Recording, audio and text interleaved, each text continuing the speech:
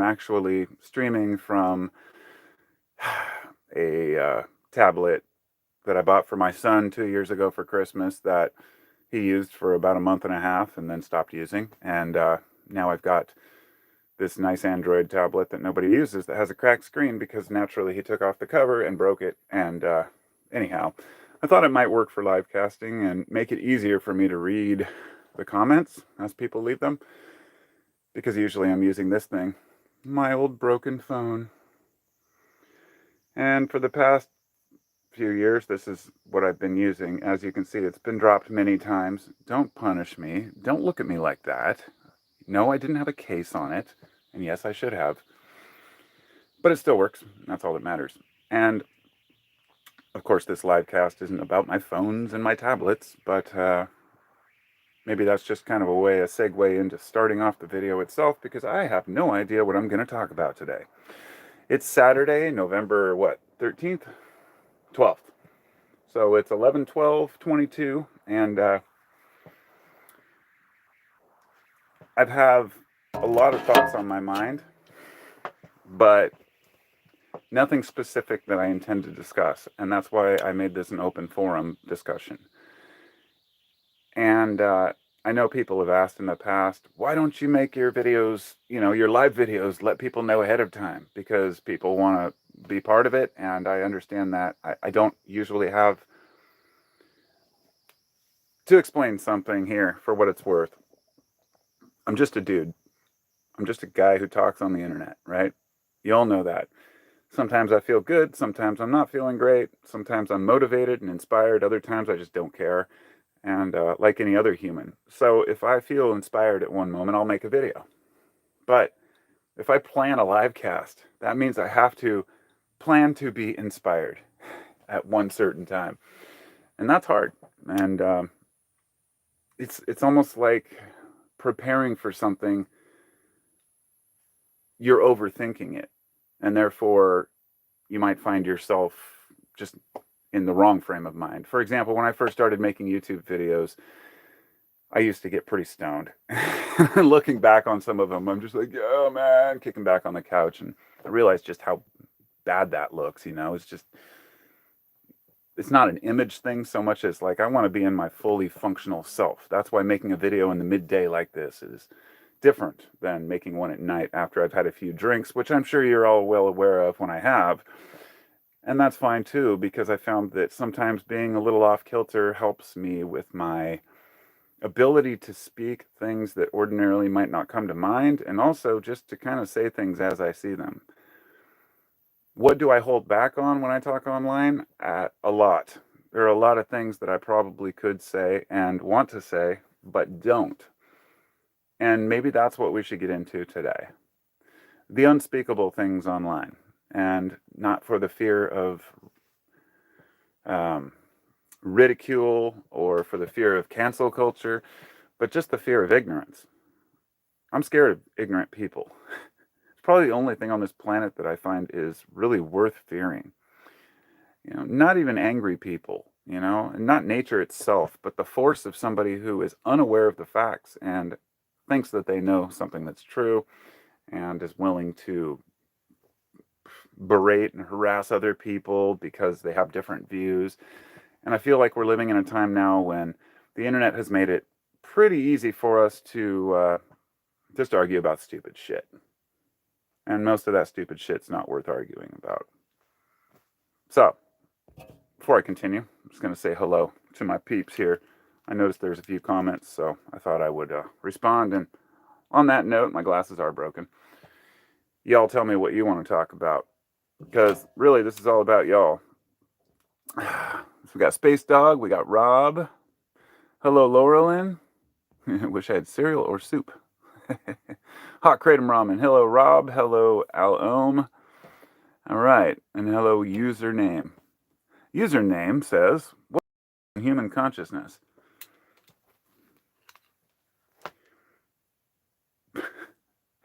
That is probably the biggest question you could ask, of course, this early in the day. And what are my thoughts on human consciousness?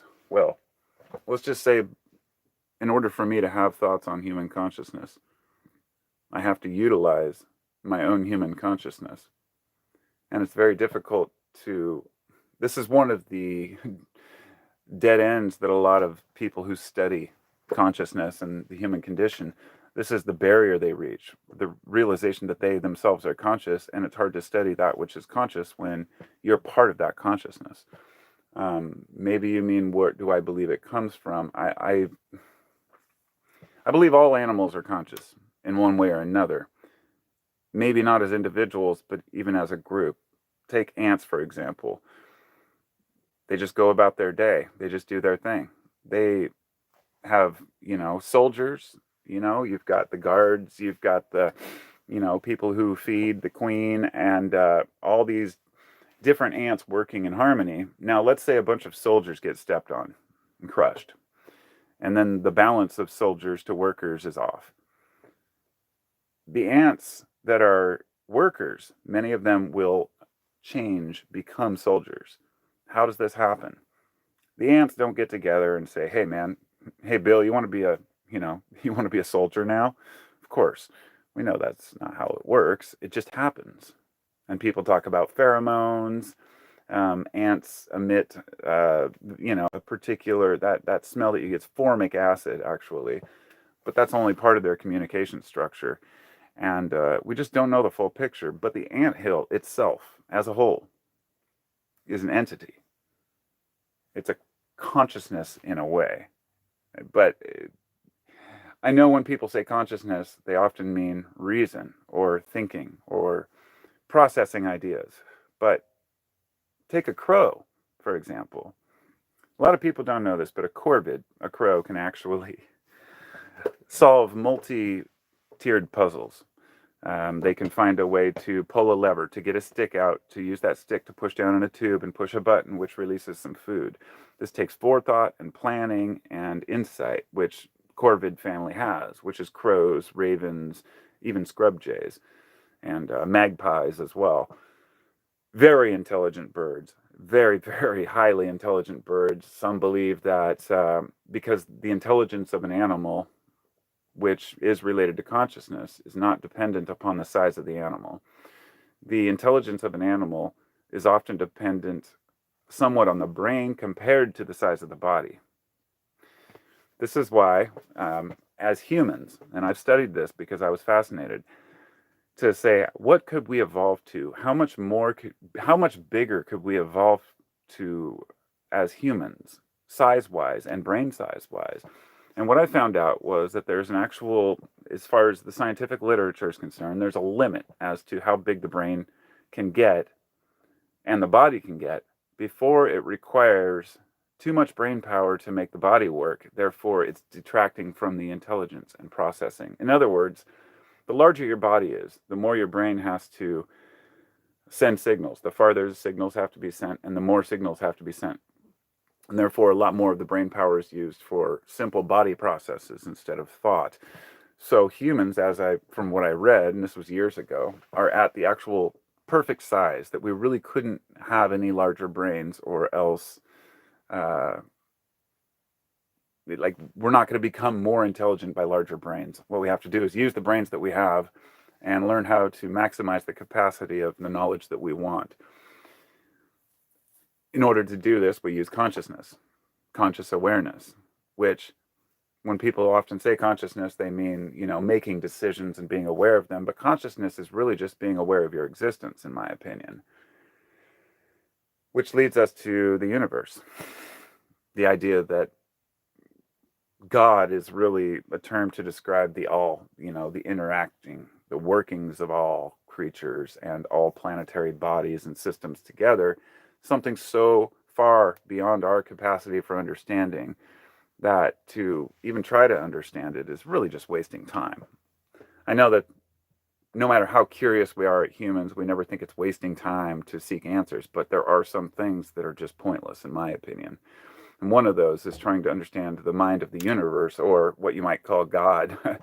and But I bring that up because I believe that's consciousness on a different level. Consciousness on a level that doesn't operate the way that we do, and on a level that isn't concerned with the doings with you or I.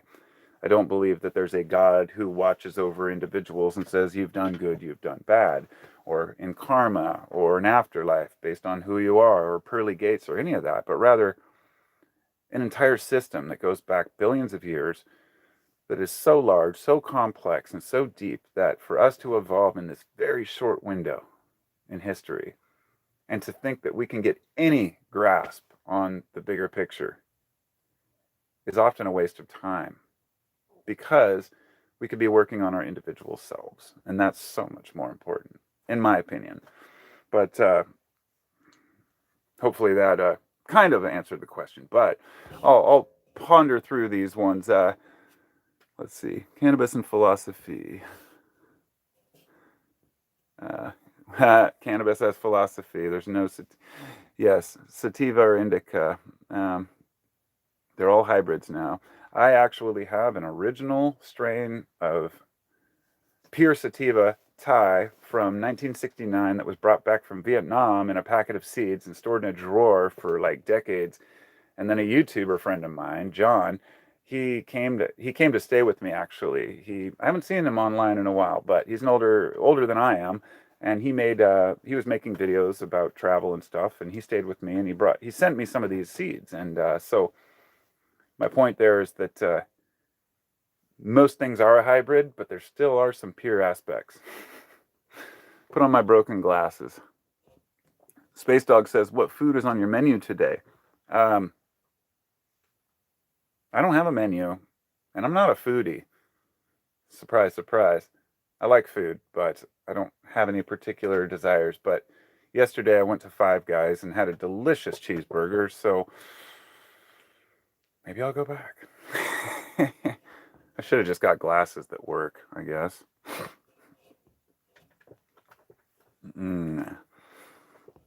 Yep. Hello, everyone. Hello, Banquet Celeste. Good to see you. Alom says, I argue since consciousness is meta, it's free from such limits. Same as I argue we can use our higher order thinking with more practice. You might be right. I don't know.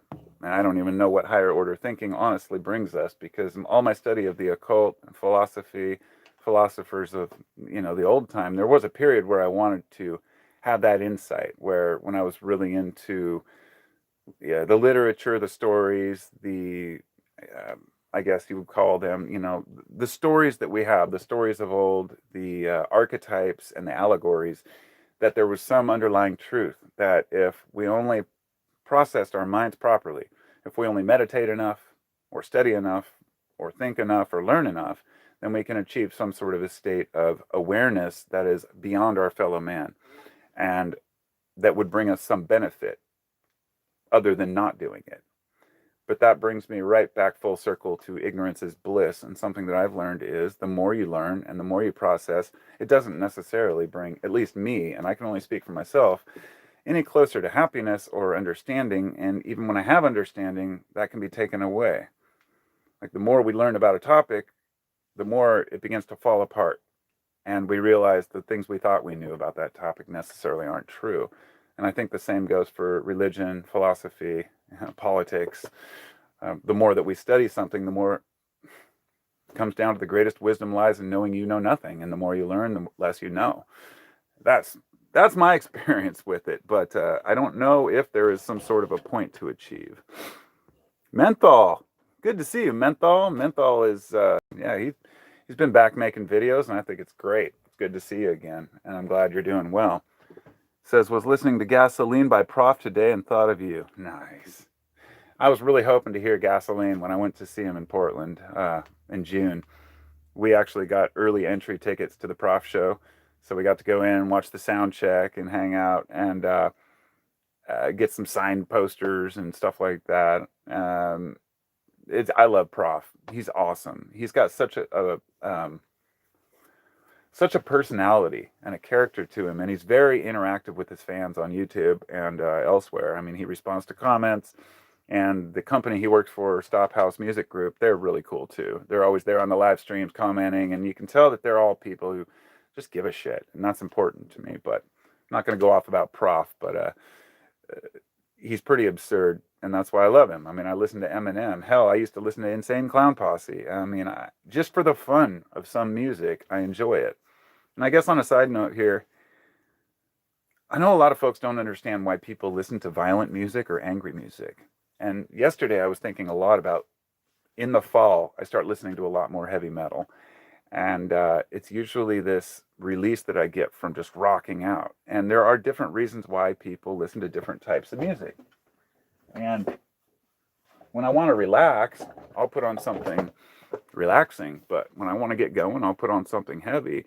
And even if the lyrics talk about something like murder, I'm just like, as long as it's not serious, often they're taken out of context because I'm a metalhead. I grew up listening to Slayer and Metallica and Megadeth, and I remember hearing my parents say the same old thing that parents would say to the kids in the 80s, they're not even saying anything. You can't even understand the words, and they're just talking about Satan. I mean, Slayer is definitely pretty brutal, but when you listen to the lyrics as an adult, you understand that they're not speaking for horrific things, but often against them. It's like it's the opposite of what people think, especially if you're telling a story in music. And anyway, that's a little bit of a ramble about music there, but I'm a big music fan. So the next comment here, Laurel and the other. Can you give any advice about building your channel? I want to connect, teach, and discuss with others like you do. Wondering what you think. Oh, Laurelyn, that's a great question. I would be the last person to ask for advice on building a channel. I've had my channel for about 13 years now.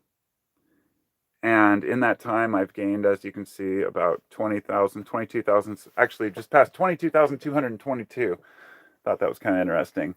But my channel grows an average of 1 viewer per day. And I don't care, really. I want to be able to talk about what I talk about. I don't want to talk about things just to get attention or just to get views. That's not my intention. So ultimately, it depends on the intention of what your channel is trying to achieve. And here's the interesting thing. Even if a person's not trying to be famous or get millions of subs, you still want to attract people. So you can talk with them. Otherwise, you can't really have a conversation. And I get that. And I grew up with... my channel grew up rather with very few people watching it, and I've always enjoyed that ability to communicate with people on a one-on-one level and read every comment. And but it took a long time to build. I mean, my channel grew slowly. It was growing very quickly up until around 2018 or so, when I decided I'm just not. I mean, I started talking about some of the more controversial topics because they were on my mind, and YouTube started basically censoring my channel. They shut my channel down and completely, deleted it once, and I had to beg for it back. And I was like, but I have uploaded about 4,500 videos. It's insane. It's almost shameful and embarrassing. I mean, I think, what could I be doing with all this time? I could have been building another business, or I could have been building a channel that was based on, maybe doing a secondary science channel or something where I could do it just to make enough money to fund what I want to do, which is make a channel and talk. Like, I'm not going to deny that having this channel, if it would pay for itself, would be wonderful. If it would pay for the time so I could actually put more time into it. So I'm stuck, and I want to make this point that if you just want to talk to the camera, it's easy to do. But if you want to have a channel that's based on deep communication with fancy graphics and everything, it takes a lot of work. So here's what I've found. There's people who talk on YouTube about stuff. Then there's people who don't say much but put out really long, well-produced videos, which in the end you can kind of condense it down to, like, it's a philosophy video, but really it says nothing. And I'm sure you all know what I'm talking about. And I think your best bet to build a channel is just to start talking and to acknowledge the patience that's required to build an audience and people to talk with, but also interact on other forums and other channels. And most of all, to make sure that you're doing it because you love it. And if that's in place, everything else will fall into line. So hopefully I covered that one. Kind of rambling on that, but Here we go. We got history in our DNA. Can it remain pure? Good question, Alum. I don't know. I think with stylish glasses. I actually bought a 5-pack of these on like online for like $20 or something because all my glasses are always breaking. I thought I had another pair over here, but they break. But I guess I wear them and I'm a carpenter, so I'm always on the job wearing these, and they break and they get smashed, but they're comfortable and they work. So anyway, hello Dago Cart. Did I read that right? It's good that I can see the comments now. Tetralemma, like it. Hey Adam, it's good to see you, my friend. Rob, good to see you. Says menthol. Yep, absolutely. Laurel and I think I've covered all the shit. Menthol says my channel is, but I couldn't be happier. Yep. Says it takes commitment to the community to grow it and maintain it. Nothing different that off social media. Yeah, that's true. You're absolutely true. I mean, I could, I guess, delve into this a little bit more. The early days of YouTube were different. It was a lot of people just talking and interacting and having a good time. Stupid videos. Charlie bit my finger. Everybody's seen all the meme videos from back in the day. And when that happened, it was kind of like, what is all this new crap? It's crazy. But now that's like the good old days. Times are moving so fast that now just having normal discussions online has become a thing of the past. And I want to tell you why I think that this is a complete misconception that people aren't interested in just talking anymore. Joe Rogan. No matter what people think about Joe Rogan, he's the biggest podcaster in the world. And his channel is continuously growing, no matter how controversial the shit is. He'll have people from the far left on, people from the far right, people from the middle. He'll talk about martial arts, or maybe he'll talk about murder. It could be anything.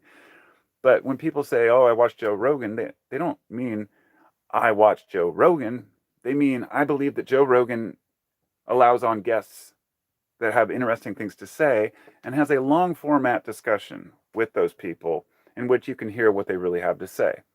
And often they're caught off guard because in a 3-hour long interview that's all in one piece, no editing, if you get asked questions, and Joe does push those questions sometimes, you can see that maybe people, when they're out of their element, which I've seen this especially with a lot of people on the far right, like Ben Shapiro, or he had Matt Walsh on the other day, which I'm sure a lot of people hate, and that's totally understandable. You got cornered in this question about like gay marriage and didn't really have a good rebuttal or answer as to why he's concerned what other people do with their lives. It was interesting to hear this person who speaks about freedom and personal autonomy. A lot of these people actually only want autonomy if it fits in their moral values and their codes. But they want to point the finger at others and say, no, you can't do this and you shouldn't do this. And you don't really get that picture until you get the long format discussion. So I guess what I'm getting at here is what I put myself down for on my channel is not the fact that I still talk to the camera and just ramble, or that I don't have long planned out videos or super slick edited content or background music. And you're all aware that background music can totally change your emotion and make you believe the person's saying more than they are. I want my voice to carry the weight of what I have to say. I don't want to color it or sugarcoat it with background bullshit. And but there is one missing element to my channel that I completely agree with, that I would like to improve, and that is having no people to interview. Now, I have a friend group, a small friend group, and nobody that I know within my friend or family group is interested in doing a one-on-one podcast. I even have a friend who's, he's way more conservative, and I'm more liberal. I thought, let's have a podcast, but he didn't want to do it. I have another friend that said he might, but I have this other friend, Joel, that we wanted to set up and do one, but we just never have the chance. And so it's like, I would love to take this channel and turn it into at least more into having conversations with two people, like in the Rogan type format, like right there, just maybe just one camera. I'll tell you who I kind of somewhat would idolize, if anyone, in this regard, and that would be Lex Friedman. If you're not familiar with him, he is, I don't know if he's Russian born, but I know he's from Russian descent. He He doesn't have a Russian accent, but he's very soft spoken, very mellow. I mean, almost boring when you first hear him. It sounds like, oh my God, this guy is like dragging ass. But he always has fascinating guests. I mean, he had Kanye on the other day, so I mean, it's not like he's just small. It's like he can get the big ticket people, but not a lot of people know of really who he is. He pushes and prods and asks the right questions, but it's done on such a simple table, two microphones, two people talking. And we need so much more of that right now, especially people who are left and right wing, for example. In the past, it would have been a round table of people who are of various religions or discussions. I was always fascinated with the discussions between atheists and Christians. And, back in the past, of course, when I was younger, I'd been harassed by so many people who are religious telling me that I'm going to hell and stuff. I was more on the atheist side, but I've always been, I guess, agnostic. But I've always believed in a higher power, just nothing definable. And so when these people would tell me they know what God is, they know what truth is, and I don't, it just rubbed me the wrong way. So when I'd hear atheists argue against Christians, I realized how damn cringe atheists are. They're so desperate to prove that there's nothing that they're not even willing to look often at anything beyond just the physical. And to me, that's just a waste of a life. Like, sure, you can believe that we're here by chance and it's all just whatever, you die, you're kaput. If that makes you happy, then so be it. As long as you're making the most out of your life, if that makes sense. I'm going on about religion. Give me a sec. I got to grab something. I don't like talking about religion because it's one of those things that upsets people. Oh God, even an example. I have this peace sign right here. Back in the day when I had my channel and I used to talk on my channel more about religion and things like that. Remember, I had this peace sign hanging on my back wall, and I had several people tell me how it's satanic and oh, it's a Nazi symbol and how it goes. It's an ancient symbol. The Buddhists used it. I'm not going to get into what it means, but the reason I mention that is because symbology, if you've ever studied symbology, it's a fascinating read. I mean, every aspect of it. The fact that the Star of David, for example, the Jews just commandeered it, right? It's an older symbol. It's ancient. They all have really ancient meanings that go back to some very basic concepts. But now that we have kind of assigned them to new ideas, right? Then we can kind of redefine what something means. Even something as simple as a circle with a circle around it, or a dot in the middle, or an X in the middle. Oh, that's a Nazi symbol. No, that's a Buddhist symbol. And because of this, it's given me a good view into our interpretations and how flawed they are.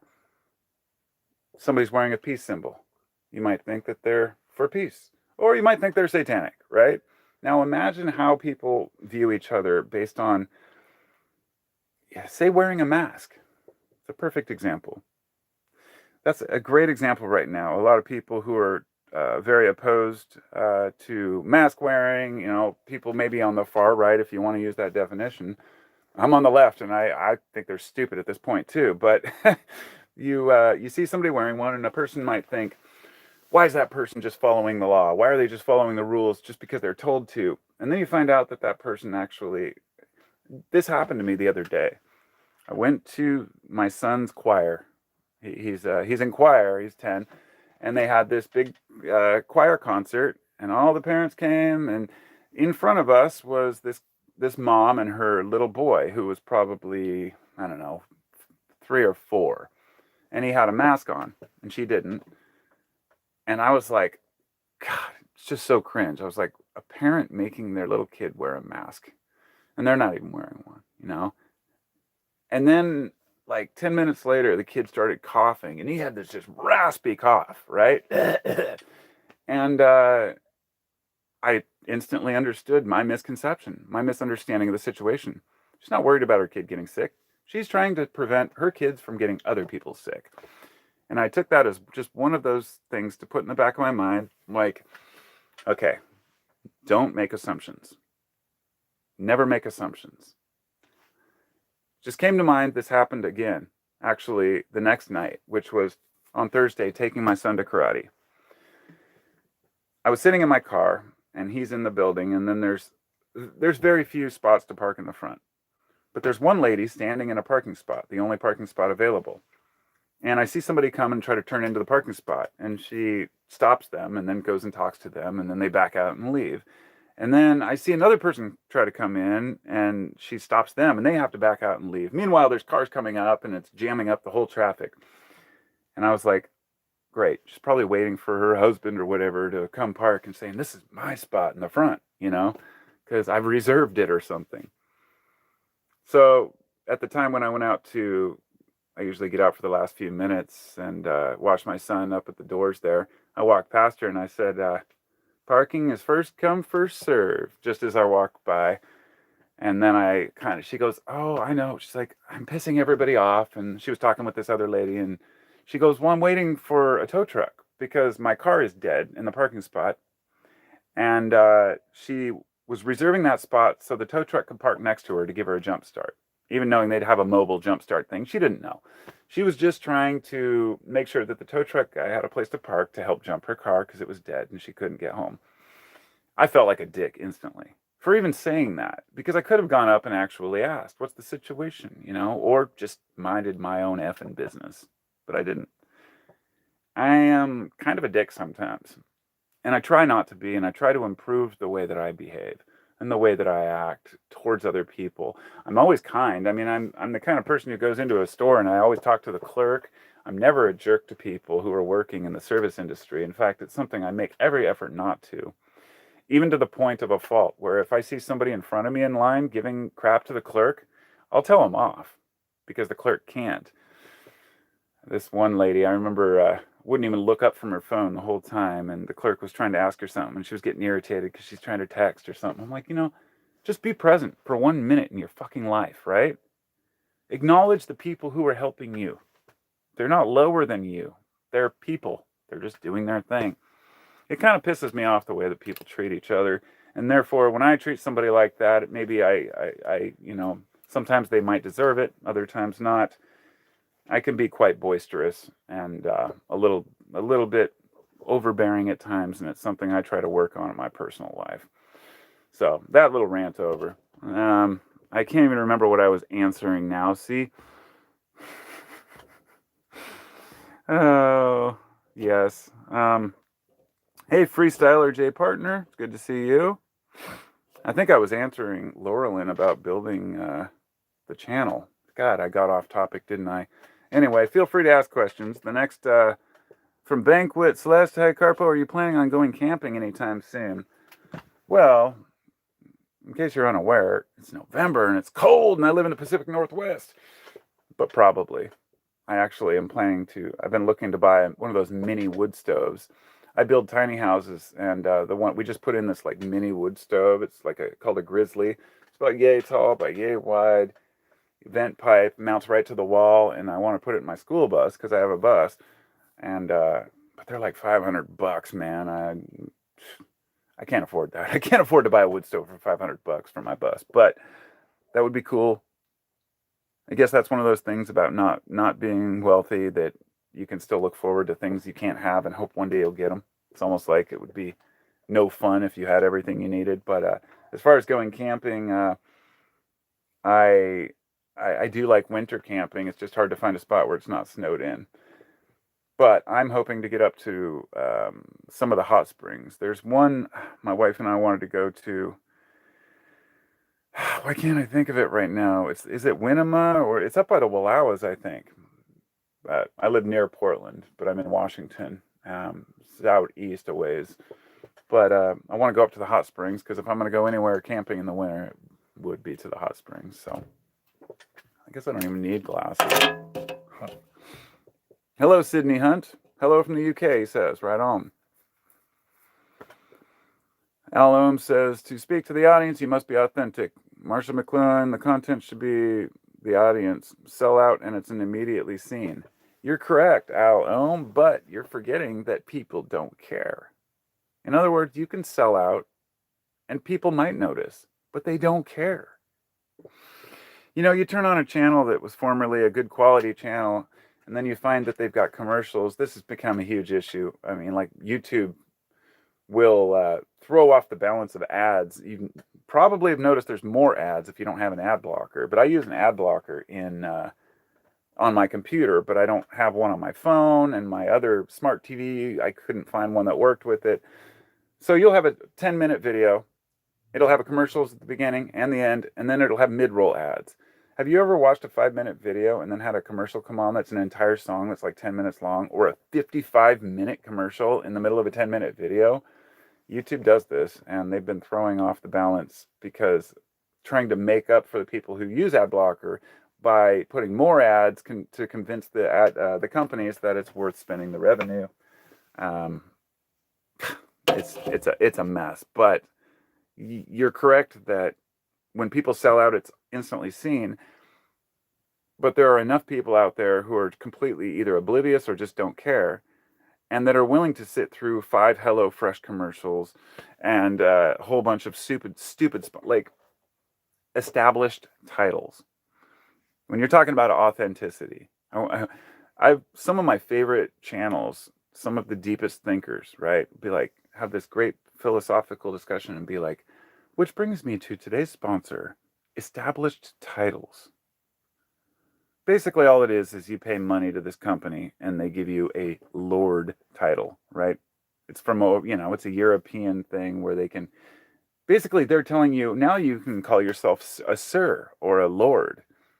Like, what the fuck? What kind of idiot buys this shit? The same kind of people who pay somebody to name them, give a star with their name on it, right? This is a thing. People buy into this crap. And what the hell? You're buying something that doesn't exist. Established titles is probably the dumbest ad. I mean, HelloFresh, at least that's food. You've got, Dollar Shave Club, at least you can shave, right? But really, you're going to pay somebody money to tell you what your name is. Who's going to call you Lord? I mean, what does it matter to have this on paper? This obviously bothers me more than it should, but it's because of the fact that it exists, and so many people are so dumb as to buy into this shit. Sure, for a novelty or fun, I could see it as a gift, but does anybody seriously, like, how do they spend the money to advertise these things?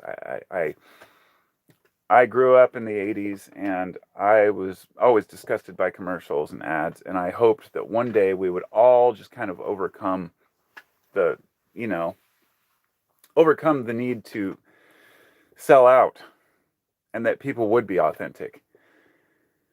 But unfortunately, head down, part of that authenticity is that people also authentically want to make money and move ahead, and so they'll do anything sometimes.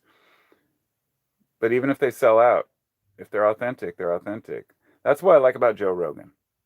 I think he's authentic.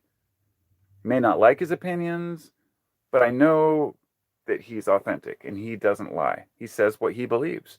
Like, I've never heard him once say something just to appease the audience. He might ease back or something, but Joe Rogan's a fascinating look. I mean, because him to me was the guy who did Fear Factor when I was a kid. Stupid show, and I was like, who is this guy who thinks he's smart and makes podcasts? But it's kind of a fascinating thing to watch unfold, at least in my opinion. I guess I don't need these anymore, do I?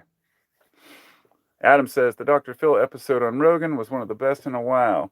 I haven't seen that one. I don't like Dr. Phil at all. I can't stand the guy, and he's been so full of shit for so long that, yeah, I just can't stand him. But I'm not saying that everything he says is bullshit. I really don't like Dr. Phil or Dr. Oz or any of these celebrity doctors that Oprah made popular. Oprah created a monster. There's a couple other guys that she's, promoted that just basically really have nothing to say, but a lot to say. But I don't know. I'm talking out my ass now. I haven't seen the episode, but I watched part of it. Okay, where was I here? Going through the comments.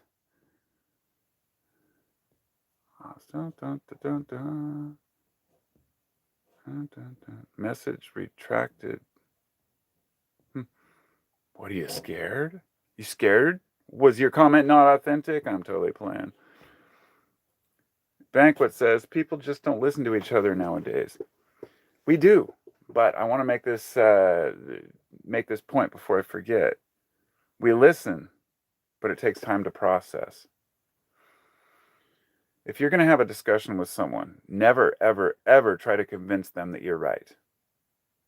All you should do is put your point forward, listen to their point respectfully, and say, this is why I believe what I believe. And it's what we call planting the seed. If the soil is fertile, it will grow. And if it's nurtured, it'll grow into a new discovery, but it takes time. Sometimes I'll hear somebody say something that I don't agree with. It might take me a year, 5 years, or even 10 years to process. So never think that just because you walked away from a discussion without a resolution, that there wasn't a resolution. Every discussion is worth having. Even if it doesn't seem to be productive, they are productive because they're heard by other people and they're processed by other people. This is why even two guys in a shouting match on a podcast, in the end, people walk away with new ideas and are able to think about these. But nobody can change their mind or have new ideas overnight. It really takes time to decide whether or not something is worthy of your consideration. And I think we've lost our patience with the instant tweet and retreat kind of society we live in. But that's my perspective, I suppose. Quote Nietzsche. Archetypes and perspective indeed. Who have we got here? I can't read the name, damn it. Here we go, back to the glasses. We got San Remy? One San Remy. He says hello everybody. Hello.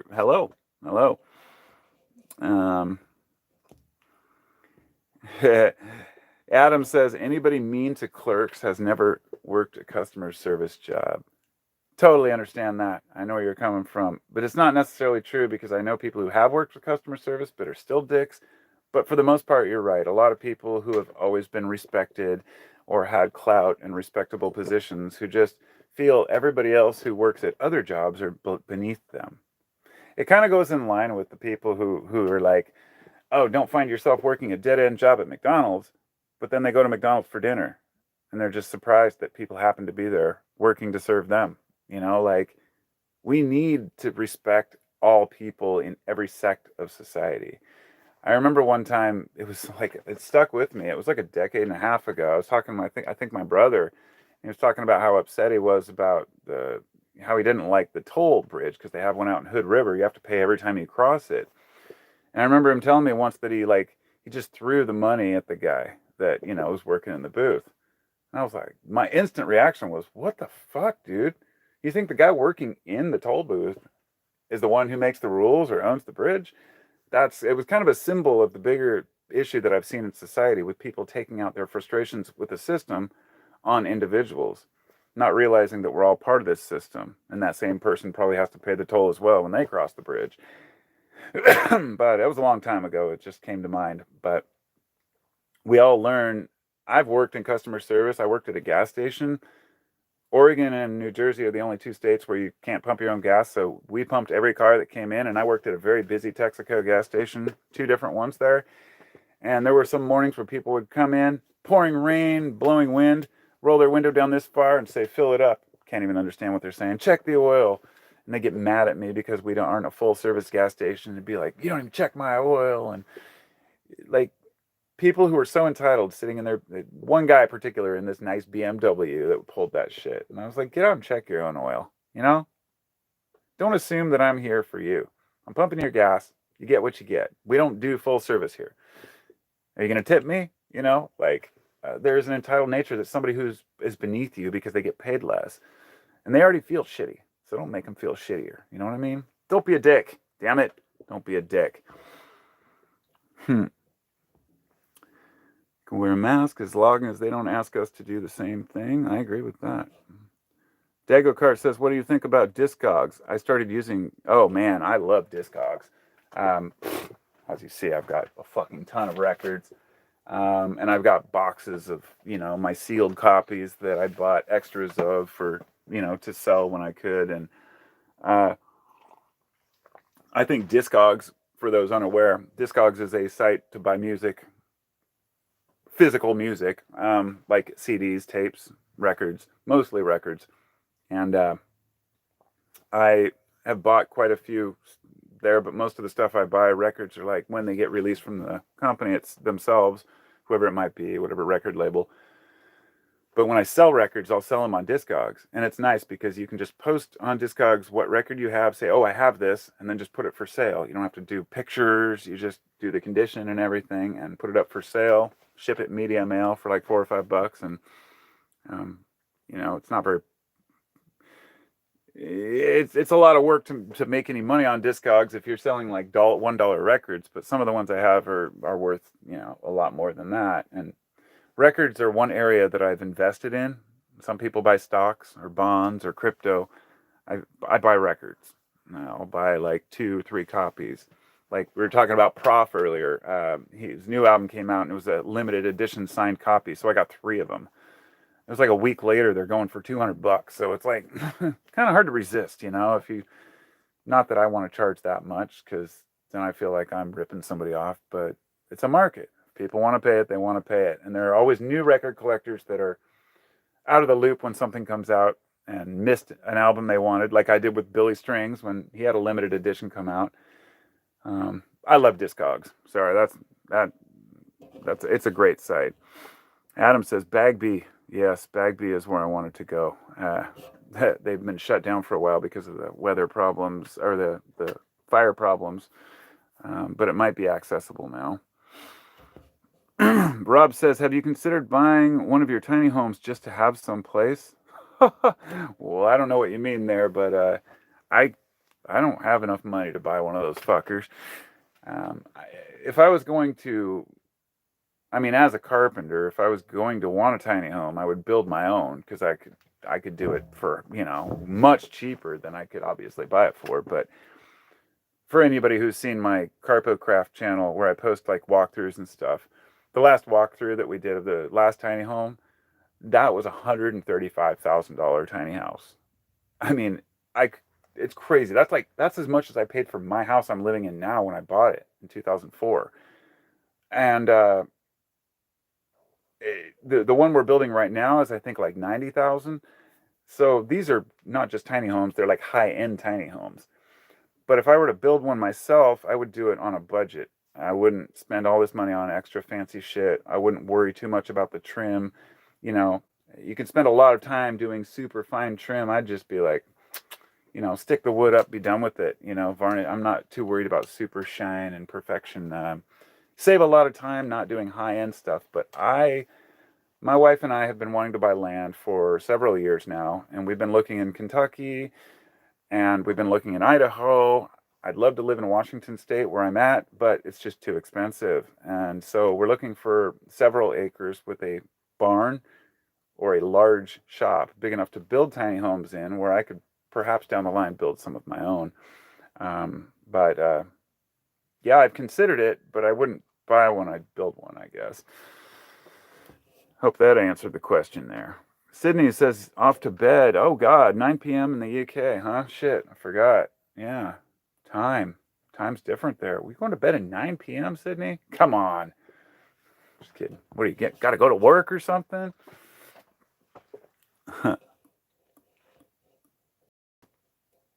Yes. Authenticity. Trust in our convictions while tested. Mr. Burgles, are you sitting in a closet? He says, are you sitting in a closet? Are you sitting in a closet? Are you sitting in a closet? Are you sitting in a closet? I don't know why you would ask that. What the hell is going? The fuck? Yeah, I'll get to your comment. You don't have to leave 30 of them. Don't worry. My God, I'm actually sitting in my garage in the very back office. It's like 10-foot by 8-foot room that I used to grow pot in here years ago. It's like a little cubby in the back that had like a little false wall on it, but now it's just my record storage. I'll tell you what it is. It's the farthest reaches of the house in the very far back corner because I don't have the luxury of being able to make one in the living room because I've got my wife and my kids in there and there's video games going and a dog barking and family life. So I have one wall, a couple walls to separate me so I can be in quiet. So to answer your question, no, I'm not in the closet. No, I'm not in the closet. No, I'm not in the closet.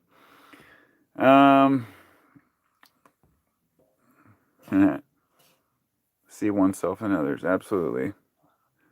Freestyler says, are we going to have another crappy year or not? What's next? That's a great question. Finally, a question that I can answer.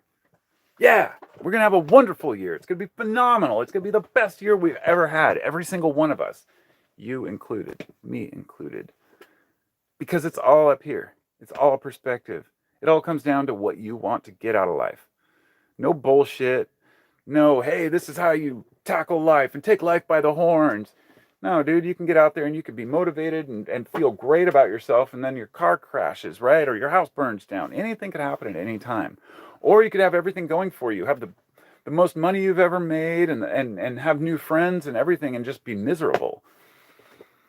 Because in your own mind, for some reason, you're depressed for no particular reason. I mean, I'm not saying that there isn't legitimate depression. This topic is hard to talk about because if I ever bring up mental health and I demean it or belittle depression or anxiety, don't get me wrong. I'm not saying these things don't exist. I have suffered through depressive episodes. I have suffered through crippling anxiety that I had butterflies in my stomach all the time. I couldn't sleep. I grinded my teeth constantly. I have bruxism to this day. And I had to have all my top teeth replaced because they were all fucked up. Got plenty of problems, plenty of issues in the past. But I never let them hold me back. Every year is going to be the best year. I don't care what kind of preparations people are making to be mentally devastated or say, well, if you expect the worst, at least if something good happens. No, expect the best all the time. Always. I don't know how I don't know if I could put it any more bluntly, but think positive, and that doesn't mean be ignorant of the negatives out there, but turn those negatives into a positive. Everything has a silver lining. Every situation, no matter how horrible. Say you lose, your house burns down and you lose all your objects. Well, you can start over with new objects, right? Sure, you lose a loved one, for example, the worst thing that can happen. How is there a silver lining in that? I don't know, but you have to find it. You do. Every one of us has to find it. There's nothing wrong with being sad. There's nothing wrong with mourning or suffering at times, but we cannot hang on to that. If you're still upset about something that happened 10 years ago, it's really time to move on. Like, no matter what it is, it doesn't matter. If something can affect you and cripple you mentally for years on end, I guess the perfect example would be PTSD from any situation. As I mentioned about my dad in Vietnam yesterday in the video I made about Veterans Day, my dad was crippled by PTSD, but he pushed forward. He did his thing. Everybody, no matter how bad things get, you're the one who's responsible ultimately for your own mental well-being. And I think, honestly, this topic is the most important topic that we have, is mental health. And it's hard to talk about because I only know my mental state. I've studied a lot about other people's and other ways of thinking, and the thing I've firsthand seen schizophrenia and psychosis. I've seen people forget who they are, completely lose their mind, and things that last weeks, if not months. It can be horrible. People who are depressed or anxious, and people who are addicted, to various substances. So many different problems that we have. But we have to be able to ultimately take control of our own minds because nobody's going to do it for us. No matter how good our psychiatrists are, or our friends are, or family, well, we've got to take that responsibility for ourselves. And I think it's the most crucial thing because mental health these days, if you talk about any aspect of it, it seems that nobody wants to hear anybody's opinion except for somebody who maybe suffers from it.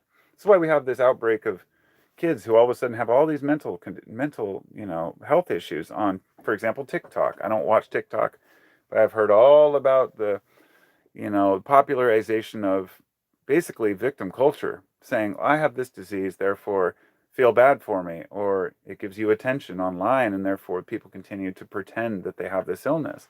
I've seen this with Tourette's, which is, I guess, the most common. And most of you who know of Tourette's might just think of it as, oh, it just makes you cuss, right? Or say things, blurt things out loud. No, Tourette's there's an entire spectrum, just like autism or anything else. It's a spectrum disorder where you might have tics.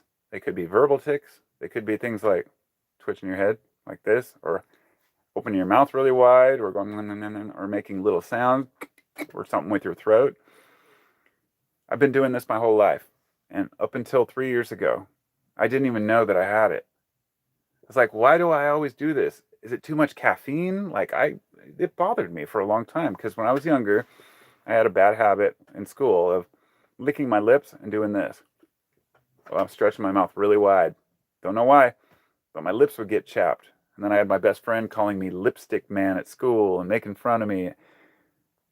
I had my issues. I had bad acne, and it was pretty dorky kid. It is what it is, man. And I never realized these things were a result of tics, which were from Tourette's, or a form of Tourette's. And I don't talk about it, right? I don't make videos about Tourette's and latch onto this thing I have to say, look how much attention I can get because of what I have. But a lot of kids are doing that these days, and it's really weird. It's kind of creepy. And a lot of people are even not just faking it, but convincing themselves that they have something, therefore manifesting it.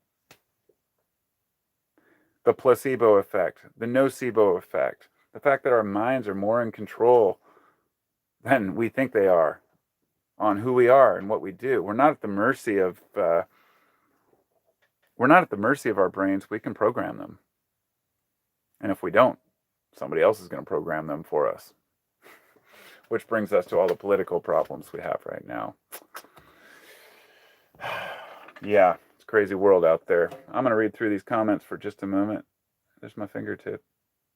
It's kind of torn up.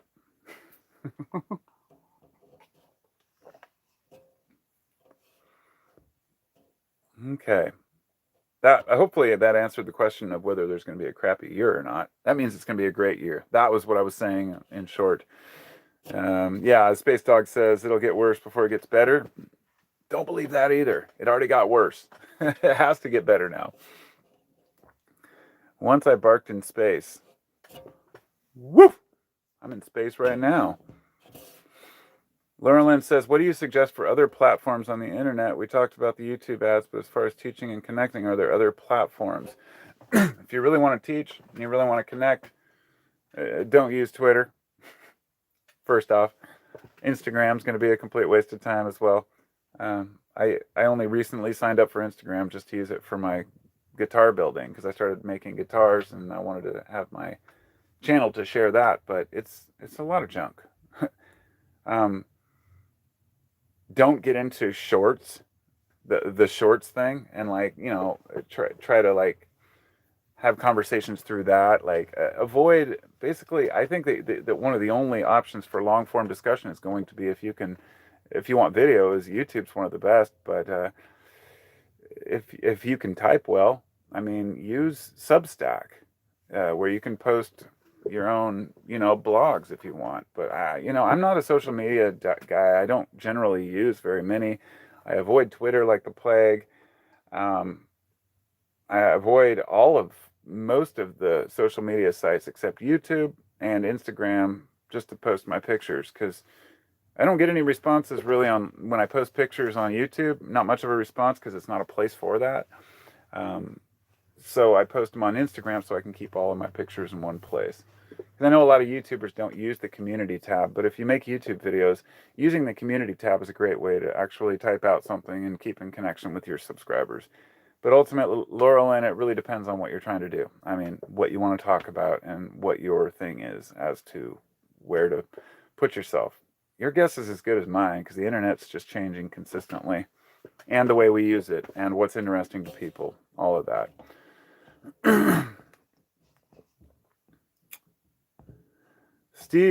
What is it? Staten. They say Staten shit. I can't read it again. Anyway. Walter says, there's a lot of bad things in this world that don't make up for the good. However, those bad things do not make the good in your life less important or belittle them. I agree with the second part, but not the first one at all. I don't think that I don't think there's so many bad things in this world that they don't make up for the good. But I also know that there are people out there who call themselves antinatalists who believe that we shouldn't even exist. There's a huge spectrum. People who celebrate life, people who think it's a waste. Ultimately, we've got to decide for ourselves, I think. Oh man, that sucks. Was it Tanermi says, here it is. I'm going to read the name so I can get it right. The name is San Remy. Last year I lost absolutely everything in my home fire. Now I'm happily minimalist, focused on essential things, family, friends, God, spirituality. I'm sorry to hear about the loss of your home, and I'm really glad to hear that you were able to benefit from it. I think that's awesome. It really is all perspective, definitely. The essential things are family and friends and connections. When people talk about spending money when it comes to that, don't buy stuff, buy experiences. Sometimes buying stuff helps you have experiences. For example, buying an RV or buying music, right? But ultimately, everything we buy should be focused on the experiences we can have with that. You don't need $500 jeans or, that fancy pair of sneakers to look cool to other people. But if you want it and that makes you feel good, then go for it. But ultimately, I think we should be looking for, towards experiences. As far as being minimalist, I guess you have to if you lose everything in a house fire for a while. But there's actually a movement called maximalism now, the nature of the beast. Um, I thought I wanted to be minimalist in the past because I have a lot of stuff. Man, I've lived here for 18 years. When I moved in, I already had a lot of stuff. I collect things. I have stacks of speakers, stereos, things, nothing really that valuable, but to me, they're valuable. I like electronics. I like records. I like books, um, camera equipment. I've got all kinds of tripods and lights and stuff. Don't use it all the time, but I like having it when I do. And it's one of those things where I don't mind having a lot of stuff as long as it's stuff that gets used. And I think being minimalist would drive me nuts because I wouldn't have that particular cord I want for that one new speaker I found, or pretty much anything I need to plug in or wire up. I can find something for it, and but sometimes I think it would be nice to just leave it all behind for the family to just say move somewhere new, just what I could fit in a car, right? Take my favorite records, my favorite stereo, and you know my bong and head out to wherever I'm gonna go. But I like stuff. I do. It's weird. The minimalism thing throws me off. I don't think I could do it. But I'm sorry to hear you lost everything. At least you didn't lose your family, and that's important. They must be high. Is it really noon? Shit, it's like 1 o'clock by now. Free speech is the way, baby. I'm with you, freestyler. Absolutely right there with you. All right. I think I'm at the end of the comments now. Yeah, cool. I think I've answered every question that needs to be asked or needs to be answered. If there's anything else that anyone would like to ask, I'll probably hang out for another few minutes here, but I honestly should get out. It's cold out, but it's sunny out, and therefore I should be out on the back porch, organizing all my tools, bringing them in, or putting all these Legos up for sale, or getting my camera lenses that I don't use up for sale. Life gets very complex, and maybe I'll just finalize with this. Life is a pain in the ass sometimes, but perspective is 99% of it all, no matter how bad things get. And you can see this in people who are, say, prisoners or being tortured. They put themselves, they'll tell you stories how they got into a mindset where they just focused on the positives and what they could achieve and getting out. And people are able to endure a lot. And I bring that up because people have suffered some of the worst travesties you've ever heard of, and they're positive people. They say, oh, well, this happened to me when I was younger, but I didn't let it beat me, and that's what we should all aspire to. Because somebody left a comment earlier, I believe, said something to the effect of it had to do with not being forgotten and speaking names. And he says he heard a quote from someone that we die twice in our lives. Once when we, pass away, and another times when our name is spoken for the last time. And I thought, we can kill ourselves psychologically as well, right in the middle of our lives, and decide that we're going to give up or not put in any effort or play the victim, but that doesn't benefit anyone. And there's no benefit to us to giving up or to playing the victim. And I think remaining as positive as we can, even in the face of adversity, is extremely crucial. I can't see any reason where being nihilistic directly towards everything is going to be satisfying. And on a final note about that, nihilism to me is a phenomenal tool. I've heard some great explanations, really long, well-edited videos about nihilism I watched one yesterday that started off with like, nihilism is the belief that nothing has inherent value and therefore life is not worth living. Like, you idiot. That's not true. Nihilism is not just about that. It's not that simple. Because nobody said life isn't worth living. What it is a lot of people have given up. I would say the extreme version of this is antinatalism. But that's just the belief that people shouldn't breed and that we should just cease to exist. It's stupid. It's dumb. It has absolutely no reality to me. I won't even argue against this point. It's just stupid. Because things do exist. Therefore, they need to exist. It's a philosophy that's much deeper than I can explain because I can't really put it to words. But we are, therefore we are, right? Just like I think, therefore I am. We exist, therefore we must need to exist. Something in the universe decided humans are going to exist. And so making the most of it, I think, is the biggest FU we can give to our negativity. Or if you believe that there's no inherent value, then creating value should be your first priority.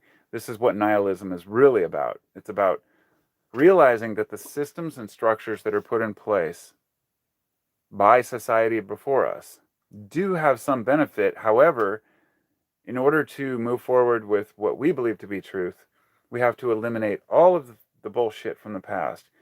It's basically wiping the slate clean. It's saying, okay, I was taught to believe in this version of God or Christ or whatever it might be. I was also taught that these political values are important. None of that's true. Let me start from the basics of what I think to be true and what I feel in my heart and build, a system based on that. So in other words, nihilism, the first step is to let go of everything you think you know, but you have to continue through to the second step of building up something that's worth hanging on to and protecting.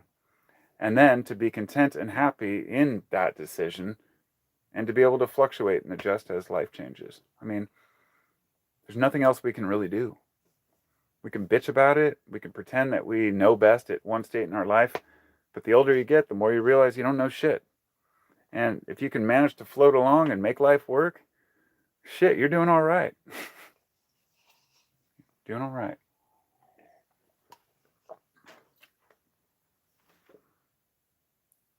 That old saying, comparison is the thief of joy. I think that was Mark Twain, if I'm not mistaken, but I probably am. But comparison is the thief of joy.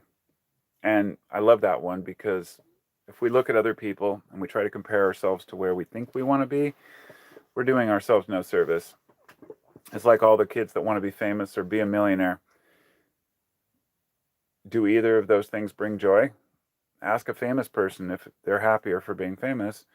Ask a millionaire if they're happier for being a millionaire. And you'll find that some are and some are not. Just like the standard society that we live in. So it's complicated stuff, my friends. It's complicated stuff. Life is difficult to navigate. So we just do our best. Hisham Peace, hello friend. Dago Cart says, I missed the Discogs answer. Yeah, I love Discogs. I use it to sell records. That was my answer. It's a great place to get records. Uh, Hisham says, I'm tired of hoping for better days. Well, then maybe you should lower your expectations as to what a better day is. To be brutally honest, if we aren't having better days, then we are either not perceiving the world right or we're doing something wrong. And I can't really think of a third thing. Doesn't, I mean, sure, if you're suffering from extreme, excruciating pain, I've been there. If you're suffering from mental pain or anguish, I've been there too. And sometimes you can't force better days. But honestly, um, eh, having better days just means we acknowledge that it is what it is and we're doing our best. I don't know how else to put it. Oh, my hair's all annoying me. It's in a braid. There we go. Look at that shit. Woo! Flowing hair, man. It's weird. I remember when I started my channel, I had pretty short hair, and there were times when I had like basically shaved down to almost nothing. And it's just weird to see the process of, the change of time, getting white in my beard. Just being able to watch that unfold through my YouTube videos is really weird. And the older I get, the stupider I feel about making YouTube videos. Like, God, grow up. Why are you still making YouTube videos? But then I'll see somebody who's like 60 or 70 making one, and like, yeah, stick with it. It's what you do, right? I don't know. Space Dog says, I heard you want to quit Kratom. Ha!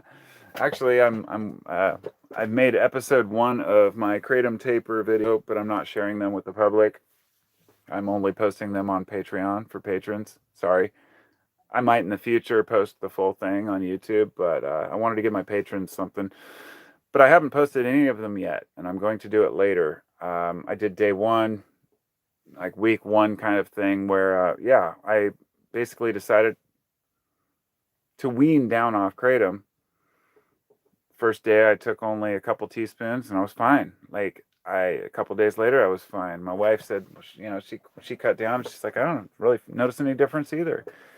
I realized that people either minimalize or overstate the harshness of quitting certain substances. But the people who I've talked to who have had problems with quitting Kratom have been the ones that are taking like 30, 40, 50 grams a day, which is ridiculous. It's a complete waste. At that point, you're just abusing it. In fact, my opinion is if you're taking more than 15 grams of Kratom a day, you're abusing it. That would be like 3 full tablespoons. And that even right there is just my pain threshold. When I had really bad sciatica, I took it. So in a nutshell here, I started taking Kratom in 2009. It's been almost over 13 years now. It just blows my mind. And in that 13 years, I've only quit once for like a day because I ran out. And I felt so crappy that day that I had to leave work to go down and find a local store that sold it and buy some. Then I realized I was hooked, and that was like 8 years ago. Since then, I've never missed a day. And many of you know I was a Kratom vendor starting in 2016. So for the last 6 years, I pretty much had an endless supply. And I don't even really pay much attention to it. But something told me to cut down, and I started taking less and less. I did it for my own well-being, and just because I wasn't getting I was having diminishing returns from taking it. I got to the point where I was taking it maybe 2 to 3 times a day.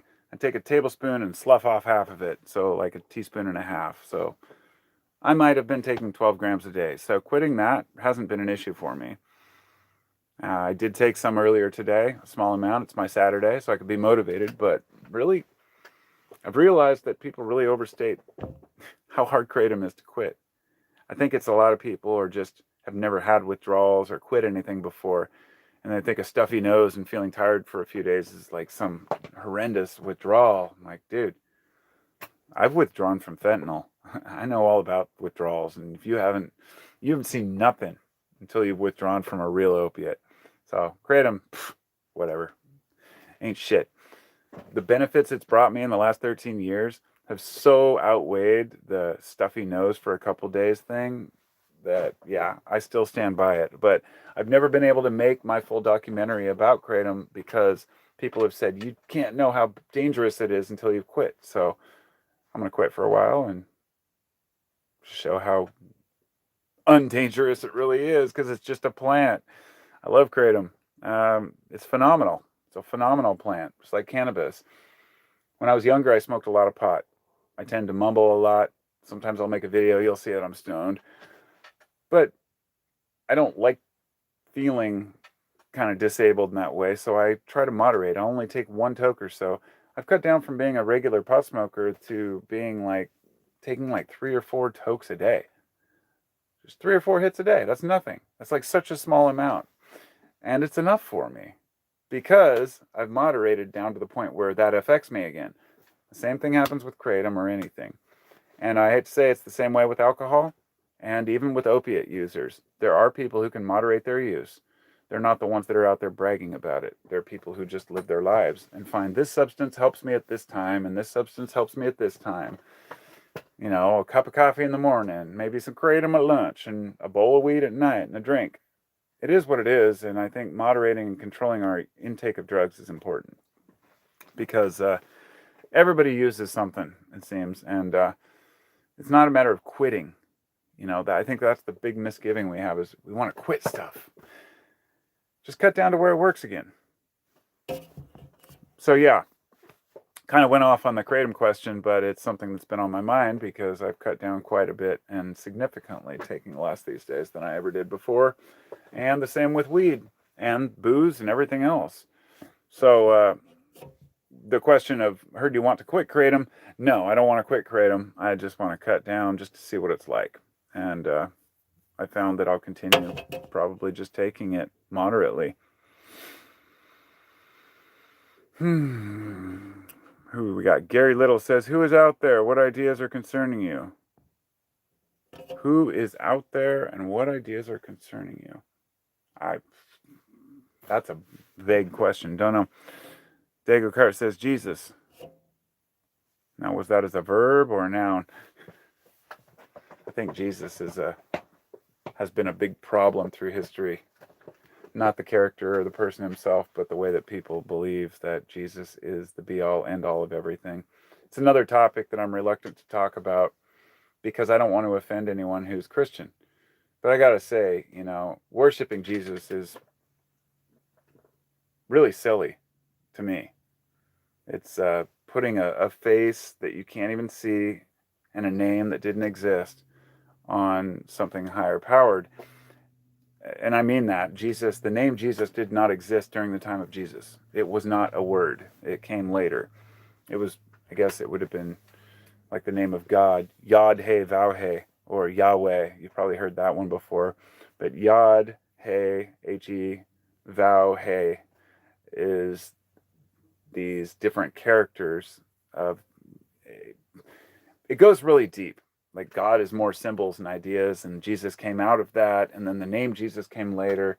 So yeah, I better not get into that one. I'll get myself, people will get offended and whatever. Believe what you want to believe. Put it that way. Whatever makes you happy. Adam says, when I quit coffee, I tapered as well. No headache. Nice. That's funny. I used to drink a lot of caffeine too. I forgot to mention that one. I drink like 2 or 3 like mochas a day, I strong ones, with my espresso machine.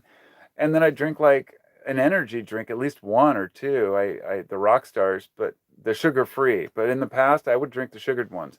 So I'd have, say, a couple mochas at work, then a sugared frickin' rock star. And I'd have these moments where I'd like fade, have these like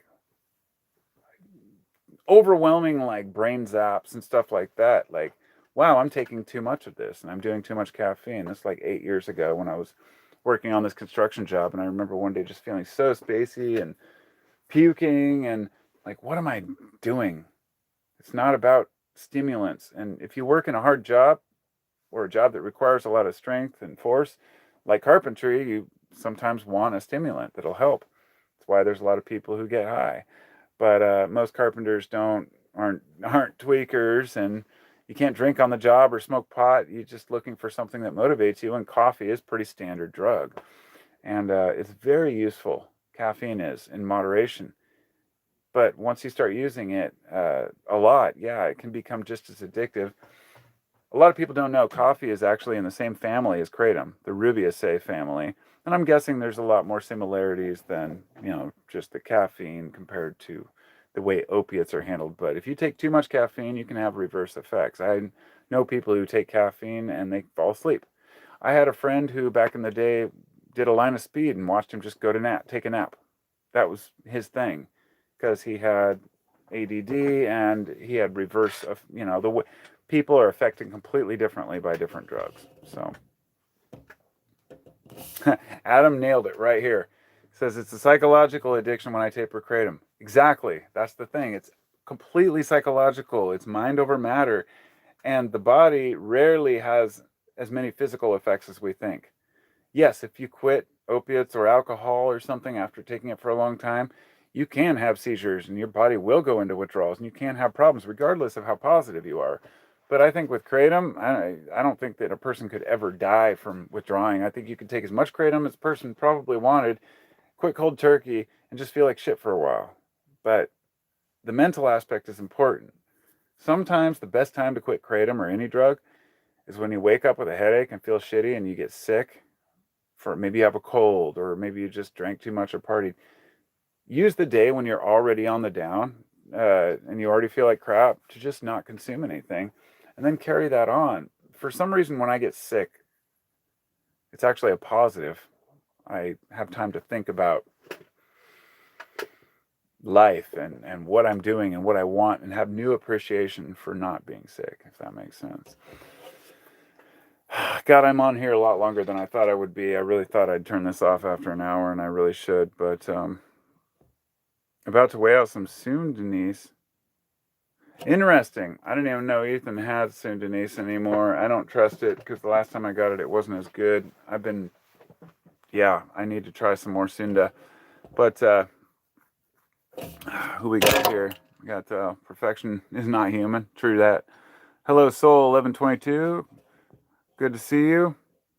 Adam says some drywallers can be tweakers, I've found. Oh, I'm sure drywallers are not carpenters, that's for sure.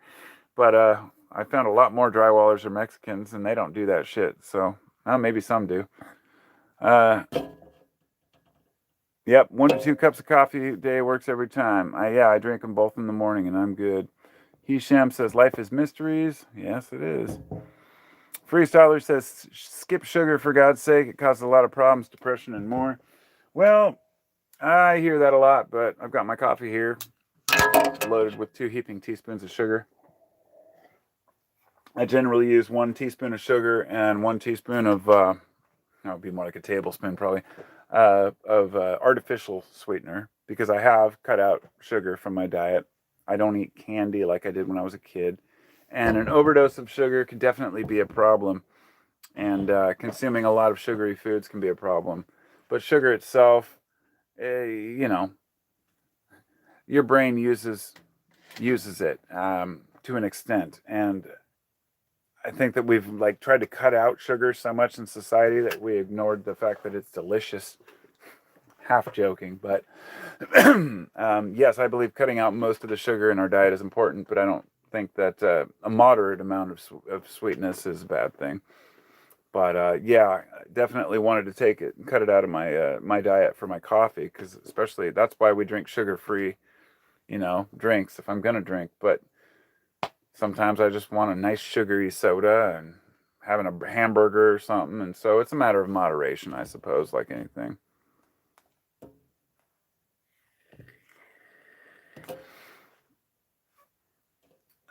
Dane says, I think you'll find there are definitely physical effects when you make the jump off kratom.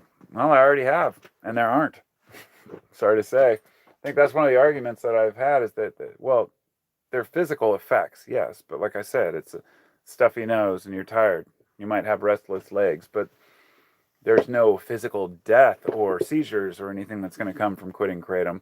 And like I said, most of the people who have quit, they've said they've admitted they were taking like 40, 50 grams a day, and that's already abuse, and you've already set yourself up for failure if you're abusing something.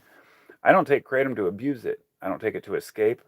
I don't take it to mask anything other than when I was taking more for my pain because I had bad sciatica. A tablespoon of kratom worked better than a 30 milligram morphine for me, so I was on it, and it helped me work. So after the years when I didn't need it for pain, I cut down to just the amount I needed for anxiety. So like I said, I believe that if you're taking 3 grams 3 times a day and you quit kratom one day, the worst you're going to have is maybe just feel kind of down for a few days and then you're back to normal. It's a matter of not just your mental aspect and how you view it, but how much you take and how long you've taken it. But let me tell you this. A lot of people talk about pot withdrawals, okay, when they quit smoking pot. Now, the only time I've quit for a long period of time was when I was on probation, and my PO basically said, "You better quit now because I'm going to give you a UA, and you're going to be in trouble." I'd already had to go to jail for a dirty UA and stuff. So, in a nutshell, I'd been smoking pot for 25 years straight every day, and I smoked a lot of pot at the time. And I had to quit one day. I'll remember it was November 15th because it was my oldest son's birthday, and I quit. Just said, "All right, I'm quitting today, cold turkey." The next day, I thought it'd be nice to have a bowl of weed, but didn't really have any issues. For the next few days, the worst I had was this mental aspect of, I'd usually smoke a bowl right now, but I can't. Other than that, I was totally functional and I went on with my life. And within a week, I was totally forgot about it and didn't even care about pot anymore. This is the same I would expect from kratom or anything else. The fact that you can train your brain to accept a certain thing, but a lot more of it's mental, and the physical effects are not as strong. Yeah, it was harder to get to sleep for a couple of days, but the point was that it's not as difficult if you don't think it's difficult. It's mind over matter purely. If I were even to tell myself it's hard right now, then I'd set myself up to feel worse than I do. I feel fine. It's like I cut my dose of kratom like in half over the last 5 days, and really had no adverse effects at all. So, it's just a matter of weaning. Yeah, if you quit right away and you quit cold turkey, you might have problems. But if you're taking large doses, but it really comes down to so much mindset, in my opinion, anyway. And thanks for this show. Do it more often. I would love to do it more often. Maybe I should set up a time and a particular day where I can do live casts. If maybe I'll do a community question. That's what I'll do. I'll do a poll.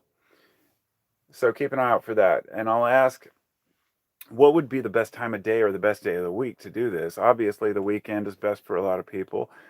I know some of you live in the UK, some of you live in Australia, some of you live in Greece. I mean, I don't know when the best time of day here is to do where everyone can join in. Sometimes I do them at night, and people are like, "Oh, it's 4 in the morning here."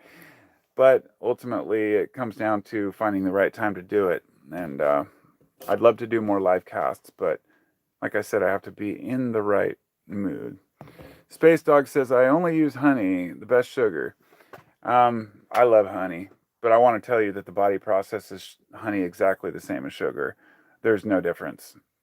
I studied this because I was curious too, and honey is honestly treated the same way as sugar, but it has a lot of other benefits in it, antibacterials and antiviral stuff. That's why you can store things in honey and indefinitely. They found honey in a tomb that was like 2,000 years old, and they ate it, and it said it tasted fine. Honey stores forever. It'll crystallize. You can reconstitute it. You can put a lot of mushrooms in it, and it'll last you a long time. Freestyler says, "Dark chocolate only in breakfast, nothing else for me. I feel great." I love dark chocolate. It's my fave. Missing the 80s says, "Hey, Carpo, how is the kratom high like?" Well, like I said, after 13 years of taking kratom, it's not a high. It's just a lifestyle. It's just functioning. It's not a high. In fact, if you take enough to get actually high, it's like taking Vicodin, I guess. But if you take more than that, you'll just puke. And there's diminishing returns taking more. If you're ever taking more than a tablespoon, it's either bad kratom or you're abusing it. And I've learned that through my own experience. I consider myself to be probably one of the most experienced kratom consumers, anywhere, because I've been taking it since before. I've never met anybody who's taken it as long as I have. And I'm not saying there aren't people, but it's crazy that when I started doing YouTube videos about kratom, they were some of the most watched videos. I think the one I had about my story as a kratom my Confession of a Kratom User had like 300,000 views. Now YouTube eventually censored it and pulled it. They pulled all my Kratom videos, and I got totally screwed for just talking about it, which is why even bringing it up, why I stopped. I stopped talking about drugs, stopped talking about Kratom. I stopped talking about, various politics or COVID or masks or any of that because YouTube censored it all and removed the videos. And I just kind of stuck with the channel because I still got to talk about stuff. So I have an entire documentary coming on the COVID thing and just how ridiculous it's been. I know people who really are still standing behind all the policies and the lockdowns, thinking that this was a good thing. Absolutely disgusting. They totally fucked our society, totally screwed up the economy, ran a bunch of small businesses out. All for what? For nothing. For nothing. Lockdowns have been shown to cause less than a 0.02% reduction in infections. And this is on my mind because it affected us all and we can't talk about it. If you knew how many voices are silenced over the COVID debate, how many doctors and scientists weren't able to talk because their videos were just deleted. This happened to like 5 of my videos. One of them was, they were just talking about my opinions, and I was careful not to even say anything about vaccine effectiveness or anything. But they got pulled anyway because there are a very small group of people who control social media, and it's all biased towards the left. I hate to say it. And it's really sad as a liberal to watch this unfold, to watch people who I thought would be liberal-minded people, which liberal just means free man, freedom, to actually stop other people's freedom to speak because they're scared of what they have to say. It's like the way colleges are shutting down people who come to speak on their campus because a small group of people has an issue with them and consider it scary and dangerous, and I want my safe space.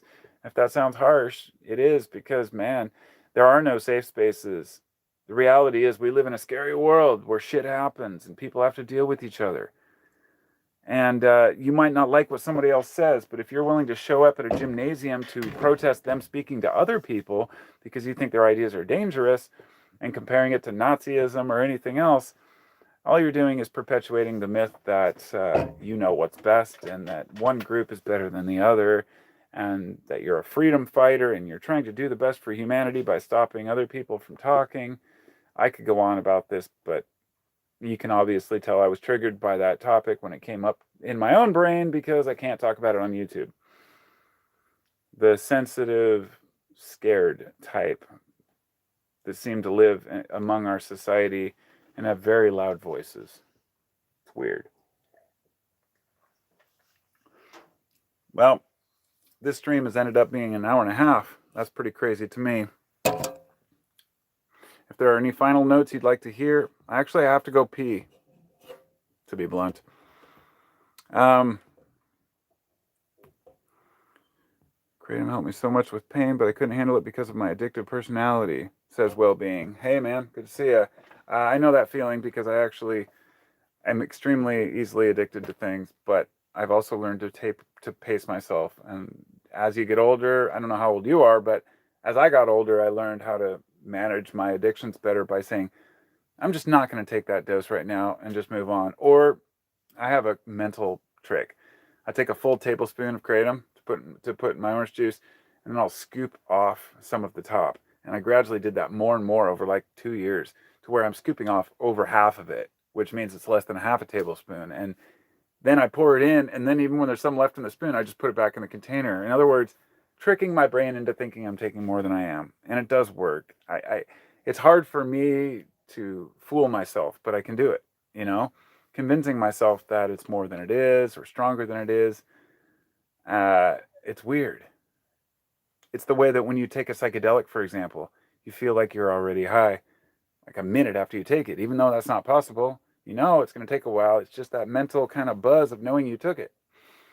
The human mind is amazing. If you're not familiar with placebo and nocebo effects, I highly recommend you study it because these are some of the most important things, is mind over matter. We hear about it, but it's crucial that we understand that we have more power over our brains than we think we do. Dane says, taking kratom after yoga and a 24-hour fast feels amazing. I bet it does. Yoga is interesting. I've done a little bit, but two types of honey. Don't know the English name for it, but the aphids much blah blah blah. Space dog. Yeah, there's a type of what is it?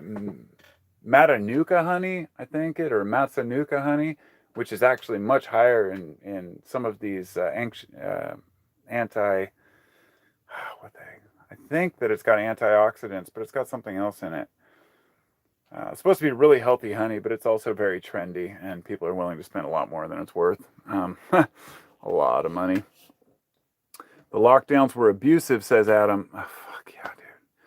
I agree. Charles says, "What's up from Texas, Carpo? Hope you're staying warm up there." Oh, hell yeah, I'm trying, man. Good to see you, my friend. Missing the 90s says, "Do you know the psychiatrist Gabor Mate and his views? He studied on addiction." Yeah, I think it's Gaber or Gabor Mate, right? Yeah, I'm familiar with him, but I'm not as familiar with his views on addiction. But let's just say that addiction has a strong correlation to our, not just our daily activities, but our circumstances, but also I think somewhat our genetics. But like, I don't buy into the thing that, like, when people say I'm Irish, so I drink, you're full of shit. There's no genetic drinking link, and there's no. I mean, yes, there are epigenetics, but I'm saying using that as an excuse to say, well, I'm just naturally an alcoholic. It's just like saying, well, I was born in Jamaica, and so naturally I'm a pot smoker. It doesn't work that way. Just because you're Irish doesn't mean you have better genes for drinking. Not all Irish people drink, right? It's genetics do play a role in how we process things. I have a very high metabolism. I mean, I'm 6'3", but I'm only like 170 pounds, and I've just things go in and out. Like I process food fast. I can eat as much fatty food as I want, and I never get fat. It's just genetics plays a huge role. But I also know that to acknowledge that is to acknowledge how much I'm affected when I take drugs differently than other people. For example, psychedelics. If I take some with my wife, she can, we'll both have a great time. She can fall asleep hours before me. Like it has longevity and it hangs on a lot longer for me. And I can't handle certain substances as well as other people. It's the same way that you don't like I can drink. For example, I've got Scottish and German genes. Like my grandparents from both sides were from Scotland and Germany. Does that affect why I can drink people under the table that drink a lot more than me? How does the saturation thing work? I have a friend that's an alcoholic, but he can be drunk off drinking way less than I do. And it's weird the way the body handles these things. So to back up to Kratom, the way my body handles Kratom is going to be totally different from the way your body does. And I can't say that you're not affected twice as much by a smaller amount or have to take more to get the same effect. I don't know because ultimately we're all different. I've really got to pee, so I'm going to pee and then I'm going to come back for 5 more minutes. If you have any questions, leave them and I'll try to answer every question I get here for what it's worth or a topic you want to hear. But I really, really, really got to pee before I go. So that'll give you all time to think about it.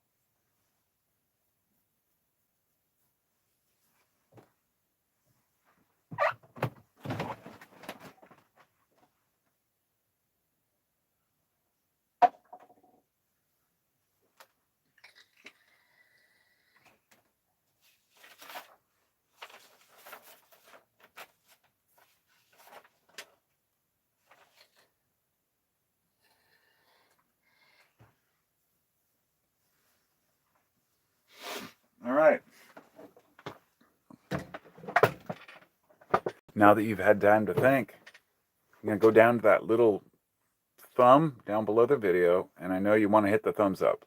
That sounds so cheesy and so ridiculous because that's what every YouTuber says. But it helps my channel. It helps to promote my channel, and it helps to show that people care about what I have to say, even if you don't. And if you don't like what I have to say, then hit the thumbs down button because I don't mind that at all. But just at least the engagement helps. And if you're not subscribed and this is your first time on the channel, which probably nobody out there, this is their first time because nobody watches my live cast unless they're subscribers, then subscribe because I still want to grow my channel in spite of the fact that, get out of here, fruit fly. In spite of the fact that it seems pointless to even have a YouTube channel right now. Basically, YouTube has turned into television. It's turned into highly curated and processed content with highly curated and processed commercials. And I've managed to hang on for some reason because it's just an outlet for me. And I love having it, even if not everything I say has a point, even if not everything I say is true, or even if I, you know, there might be a little bit of a self-righteousness involved in anybody who wants to talk online and give their opinion. But it's like writing a book. I'm a poet. I've always wanted to write books and be an author. This is an easier way for me to express myself because being online allows me to share my thoughts. And the older I get, the weirder I think, the weirder I feel about it. And there's some days where I just think I just want to like stop doing YouTube altogether. But then I have something to say and I share it. So thank you all. I just wanted to, on a final note, just say thank you to my subscribers. I can't say it enough. I love you guys. I mean, guys and girls, all right? Don't be sexist here. No, I have a, I think 80% male and 20% female. I tried to look at the, the balance and the, what they call the analytics of the channel, because I'm interested to know, what types of people watch my channel. Where do people come from? Where do they live? And all around the world. I have people who, I know that it's mostly English speaking because I speak English, obviously, but it's crazy to see people watching me from Greece or from, some random country out. There's a couple of random countries I can't remember the names of at the moment or which ones, but I'm like, it's weird to think that I have people watching me from across the world, what I have to say. And I don't know, let's just say it humbles me. It makes me more likely to take time about what I have to say and less likely to just post random bullshit. I used to post quick random few minute videos about smoking a bowl or, something stupid. And I think, I feel like today we have so much bullshit on the internet that we're obligated to talk about important topics. So my desire and my hope for 2023, and this is something that I've said before, my hope for the next year is to make more videos with other people in them and long form discussions with people. If that's something you all are interested in, let me know, because I might move it to another channel. Even though this channel has more subscribers, I might move it to like my Thoughts channel. I have a channel called Thoughts, and I have another one called Carpo. And I have one called Carpo Craft, which is where I post my stuff, like my carpentry stuff and guitar building. And I'm trying to figure out where to focus my energy because this channel's always been just to ramble and talk about whatever's on my mind. I'm going to do a dedicated channel, and I'm going to attach it to the 15-minute Free Thinking podcast and start posting more one-on-one discussions with people. Now, if any of you out there who are watching this right now have any interest whatsoever in having an online discussion through, say, Zoom or whatever people are using these days, for connections to talk. I'm not very savvy with computers that I'd like to be, as far as being able to do the picture-in-picture and flip between cameras and have discussions with people. I need to network with somebody out there. I have so many ideas I want to share and bounce off people, but If there's anyone out there, any of my subscribers, you can email me and let me know that you'd like to do a one-on-one and we can talk about this shit. Like a discussion, not a competition or a debate, but really just a discussion with someone else, because the more ideas that come out between people, the more we can gain from it. You can email me at carpo420@gmail.com and I will respond. I don't get very many emails there, and so any email I get, I instantly respond to, or at least get. And maybe the next year, after all these almost a decade and a half on YouTube, I can finally start talking with other people and make this something great, and we can benefit from each other. I'm not talking just one person to have several with, but rather different people to interview. I really like that form of conversation. So that's all about that. And now I'm going to read the final comments before I go here and see if there's any questions. What do we got? Says San Remy says, addictive personality. Try to go in a supermarket, fill your chariot, then leave it at the cash box and walk out the shop. I've heard of that before, actually.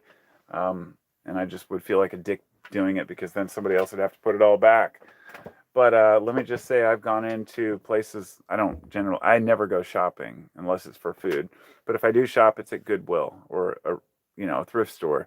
Sometimes I will go in there and I'll grab like 3 or 4 things that I want, and then I'll put them back and just leave because I think I don't really want those. I know that that's just going to give me the temporary happiness for 5 minutes, and then I'll be back to where I was. And there have been times where I've given into this, and that's why I have things like this stereo right here, and this turntable right here, and this Akai recorder here. I think this was $20 or $15 at Goodwill. I think this was 15 or $20 at Goodwill, and I think this was 15 or $20 at Goodwill. Along with all the stereos I've got over here. I've got, Sansuis and, Technics tape players, some shit I got at a garage sale the other day, and it goes on and on and on and on. But yes, I know what you're getting at. Don't be a consumer. Just trick your brain into thinking that consuming is good. And yeah, I think it's awesome. Great idea. Okay, I'm reading the comments. Coping mechanism. I missed that one. Adam says, I believe boredom can also lead to substance abuse. Damn straight, my friend. Not only boredom, but anxiety, depression, a bad day, or no friends, or no connections, or a bad family, abusive parent. A million things can lead to substance addiction. But the one thing I think that I need to cover right now, when we talk about people who get addicted to drugs because of whatever A, B, C, D, if you look at your phone all the time, you're an addict. The addiction to watching our phones, to subscribing to notifications, for example. I've never once on my channel said, hit the bell icon, and you'll hear people say that. All the bell icon does means that when somebody uploads a video, it sends a push notification to your phone through email or whatever. Don't want that. Nobody should want that. The first thing I would say is to delete and remove all push notifications. Go to your YouTube settings, get rid of all comment response notifications, go to all social media sites and get rid of it, because if your phone is beeping at you all the time, you can't get anything done in life. It's a huge addiction and distraction on its own. And probably the worst that we have, that a majority of people are addicted to their phones. You know who you are. I know who I am, as far as I'm one of them. I had to remove all push notifications, unsubscribe, delete my Facebook account, basically make it difficult to access these things. I don't even put the apps on my phone for a lot of these sites. I just only use them on the main computer and then look at them once in a while. I tried to start a Discord server And I had a whole bunch of people subscribe and still leaving comments on there. I can't do it. It's too much. Too much distraction to my personal life to keep up with all this shit on social media.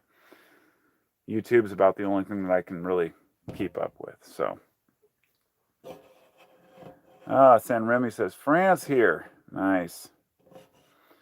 Missing the 90s says, you're one of the few pures left on YouTube, and we respect you for that. I just want to say that comment means a lot to me. That's really what I do this for. Not the respect or to be OG or, I want to be respected for being honest and authentic. That's all that matters to me as far as any respect I get from strangers. It's just to know that when I talk to you on YouTube or wherever, I'm always giving you my truth. I may refrain from talking about certain topics, but it doesn't mean that I self-censor as far as a actual discussion. I will tell you how I feel. I will tell you my honest thoughts on a topic or my honest opinions on any subject. And people who have emailed me or messaged me privately, I always respond with the truth as I see it. And the one thing I could say is I never lie to save face. And that might sound like not a big deal, but in the world I'm looking at today, it seems that that's all that people are doing. Whether they're on purpose or lying out of omission or just to get viewers or subscriptions or ad revenue. It's so bad right now that authenticity is being completely lost to the machine. It's depressing. It really is. Well-being, love your channel, Carpo, but I'm 2 years younger than you are. Or by the way, I'm 2 years younger than you are. Well, you're 44, huh? Well, that's a good age to be on 2022. You're 44. You're twice 2022. Yesterday was 11/11. You've got all the numbers working for you. Thanks. I appreciate you, man. I do. Logic, what's up, bro? How's your day, man? It's doing great. So far, so good. I mean, if I can do a live cast, I must be doing okay, right? I'm surviving. Says, you know, I'm down to talk and have discussions. Yes, actually, when I said that, I thought about you, and I thought it'd be nice to have one with Logic. Let's come up with a topic. Let's set up a way to do it. If you're good with the hell, we could have a debate. I believe, if I'm not mistaken, you're a supporter of socialism, and it's something that I used to support but don't anymore. And I think that would be a phenomenal discussion. Extremely controversial, but those are the topics we really need to talk about, right? What else we got? Andre, good to see you. Hello, was just coming to watch your vids while cooking live. Yes, good to see you, Andre. Andre is an old school subscriber as well. Wellbeing says, need the bell icon so I know when you start a live cast. Well, hey, man, I mean, I'm saying if you want to hit the bell icon, that's great. I'm just saying it's bad when people tell you to, as if people should be constantly notified. In other words, if you love a channel, hit the bell icon. But if you don't, there's no need for it. It's just a distraction. See, I'm under promoting myself by saying, don't hit the bell icon, don't subscribe. You know, that's just it's how my brain works. So, yeah, we're living in a world right now where nobody really knows much about who they are because we're so immersed in what other people think and who other people are. And I just want to see the best for people. Sounds cheesy, but I want people to be happy, all people, as relatively happy as we can be, for the simple reason of selfishness. And to make this clear, if you've never thought it through, if you want society to be happy, why? Because you want everyone to be doing well, so people don't have to stress and worry about shit, so people can get along, so we can lead a better life. But that's ultimately selfish, and there's nothing wrong with that. I mean, on another note, like when people say that, well, I want to give to charity. Say, well, are you giving to charity just because you want to give to charity? Or are you giving to charity out of guilt? Or the bigger question is, why are you telling people you're giving to charity? Why do people have to put their name on a bench that was donated? Why do people want their college or their organization named as a donor for something? Because they want recognition. because they want something out of it. Because people often don't do things just for the benefit of others, they do it for the benefit of themselves. A lot of people want to make a profit, and the best way to do that is to pretend like you care about other people. That's why we live in a world where billionaires are making these charity donations as groups to say, we want to help people because it makes them look good, you know, not because they really care. And we shouldn't expect them to care. There's a huge misunderstanding that billionaires and CEOs and politicians should actually care about you. The fact is, if you acknowledge that they really don't, then you can move on with your life and live it in a way that maybe you acknowledge that you really don't care about the well-being of those politicians either. That it's not that you hate people or want people to suffer, but rather, I know how much time it takes to live an individual life and to focus on what you do, whether it be, uh, running your business or being a parent or whatever it might be. And then we have people who go out and they do a million different things, right?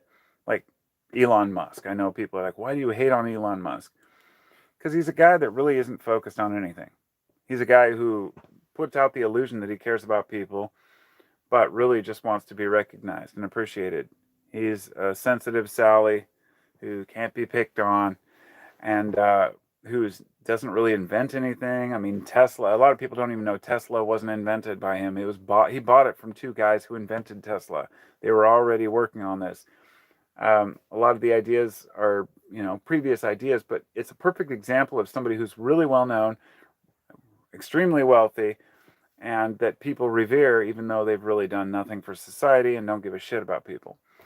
Let's buy Twitter so we can say what we want to say, not because we care what other people say. That goes into a very complicated, long discussion, but I'm going to leave it at that because it's been almost 2 hours and it's time for me to go. I have to do things today. So I appreciate you all, and I wanted to say thanks for coming. And yeah, I'm going to read the rest of these comments really quick.